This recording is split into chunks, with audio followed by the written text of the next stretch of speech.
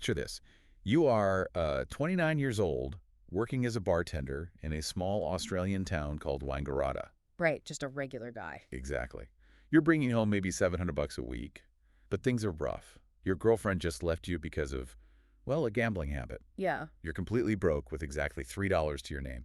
That is a seriously desperate spot to be in. I mean, mentally and financially. It really is. So it's 1 a.m., you need cash for drinks. You walk up to an ATM, put your card in, hit a few buttons, and you accidentally stumble into a glitch that completely hijacks your life. Which is exactly what we are getting into today. Right.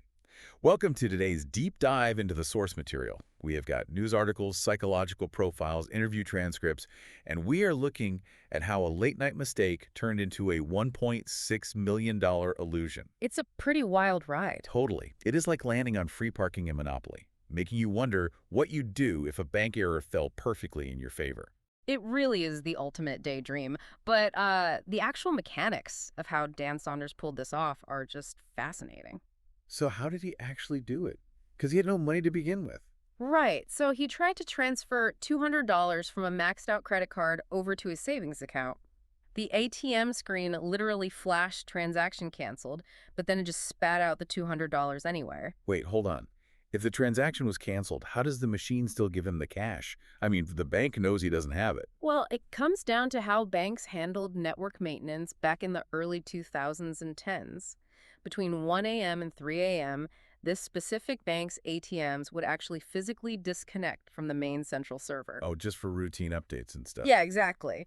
But banks don't want you stranded without cash at 2 a.m. So instead of shutting the machines down, they accept a calculated risk and let them operate offline, relying strictly on their own local memory. Okay, so it's like writing an IOU to yourself, and the bartender accepts it just because the manager is asleep in the back room. That is a perfect way to put it. Because it couldn't talk to the main server, the ATM just created a temporary fake balance to push the transaction through. Wow. Yeah, and Dan figured out that he could go back every single night between 1 and 3 a.m. and freshen his account. By transferring larger fake amounts to cover his real spending. Exactly. He just kept covering his tracks before the bank systems reconciled the next morning. Wow, so he just keeps kicking the can down the road. But he didn't just buy a few extra drinks, right? Oh, no. He fell into this massive vortex of wealth. He secretly drained $1.6 million over 4 months. That is insane. I mean, we're talking $4,500 a night, penthouses, private jets to Bali, dropping 47 grand on champagne alone. Yeah, and leaving $500 tips everywhere he went. He even checked a homeless man into a Hilton hotel and paid off his friend's college tuitions. See, hearing that, it sounds like he was just a greedy guy on a multi-million-dollar joyride.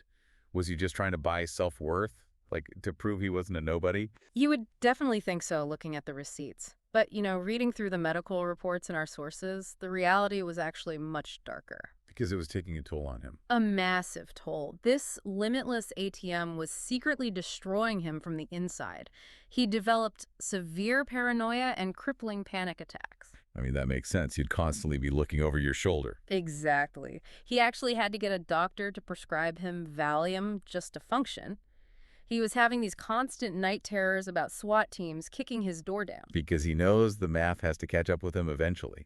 The real-world consequences don't just vanish. Right. And the grand irony here is that the bank staff would occasionally call him to verify these massive transactions. Wait, really? Yeah, but because his late-night transfers made his account look flush, they would actually apologize for bothering him. I had to apologize to him. They had absolutely no idea they were funding the whole thing. None at all. But finally, in June of 2011, Dan just couldn't take the anxiety anymore.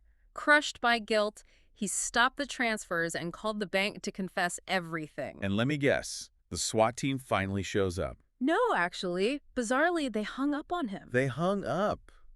You're joking. I'm not. They told him it was a police matter and refused to speak to him. And then for 3 agonizing years, no police ever came. 3 years. He was just left waiting for the other shoe to drop. Yeah, completely ignored by the authorities.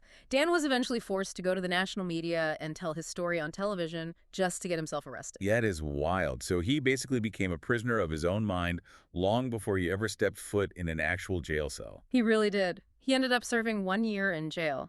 Today, he works in hospitality and helps youth with gambling addictions, so he finally found his peace without the money. Well, we all daydream about a magic ATM, But his story really proves the crushing mental weight of living a lie. But before we wrap up this deep dive, there is one final provocative thought from our sources to leave you with. Right, the root of this entire glitch. Exactly. The bank had actually rejected a $2.3 million IT security upgrade to save costs.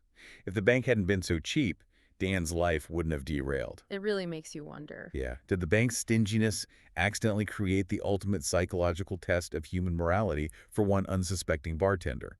Something to consider the next time you wish for a financial error in your favor.